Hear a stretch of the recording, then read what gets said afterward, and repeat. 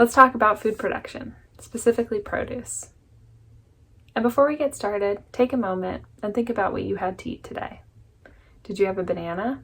Chances are that came from Central America. What about for lunch? Maybe you had a salad. Those greens are typically grown in California or in Yuma, Arizona, depending on the time of year. For those of us in the San Francisco Bay Area, we get to enjoy relatively local production all year round. But for most, food travels hundreds, if not thousands of miles before it finally ends up on the plate. Farmers essentially follow the sun. They scour the world looking for the exact right growing conditions to grow the crops that we like to eat. This requires a lot of work, a lot of know-how, and importantly, just the right weather. And our modern-day food system is incredibly impressive. We can go almost anywhere, any day of the year, and we have an amazing variety of choice available to us of safe food. And considering how far it travels, it's relatively fresh. Our food system is not without its challenges.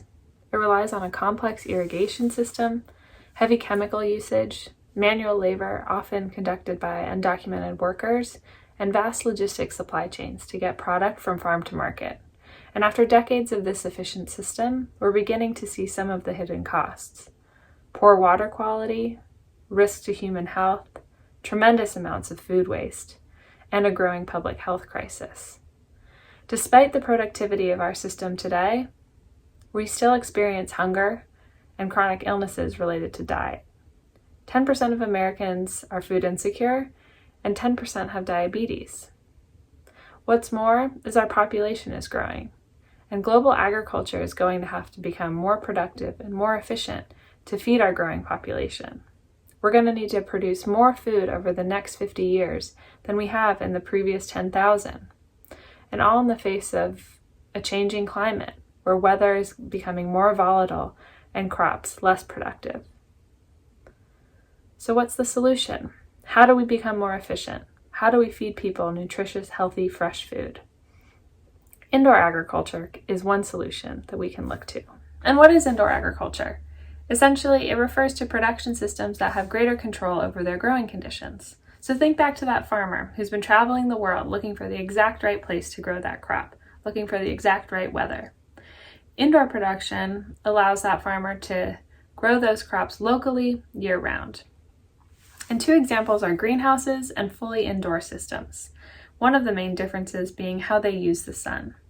Greenhouses still rely on the sun, but provide greater control in terms of environment, temperature, humidity, and nutrient delivery. Fully indoor systems involve going completely inside where the sun doesn't shine, so they have to make their own sun, which involves the use of LED lights. And there are different models of indoor production. Some involve modified shipping containers that can be distributed, say, in the back of a restaurant. Others involve producing in warehouses, either in stacked systems or large vertical towers. These indoor systems are often much more efficient. They're more efficient in terms of water usage, water quality, pesticide usage, and land use area. And because they allow you to create your own weather, you can grow anywhere. Plenty, the company I work for, grows right here in San Francisco. And because we can grow anywhere, we can grow in the city or close to the market where people are consuming the crops, we can grow products and select varieties based on flavor as opposed to their ability to hold up and over traveling long distances. Flavor is one of the most exciting things to me. Think about an apple, a berry, or even a piece of kale. The flavor of that kale is the result of two things primarily: the variety that you're growing, as well as the conditions with which it was grown. We like to call that our grow recipe. So by being able to put these farms in city centers near markets where they're consumed, we can select the most flavorful varieties. And by growing indoors, we can deliver exactly what that plant needs when it needs it to be the most flavorful version of itself. And what happens when things taste good? People love to eat them. So if we can make produce fresher, safer, and taste better, more people are going to eat it. And that has the potential to really improve health outcomes. The list of companies growing indoors is dozens long and growing every day. It's the exciting next step in the long line of agriculture technology evolution.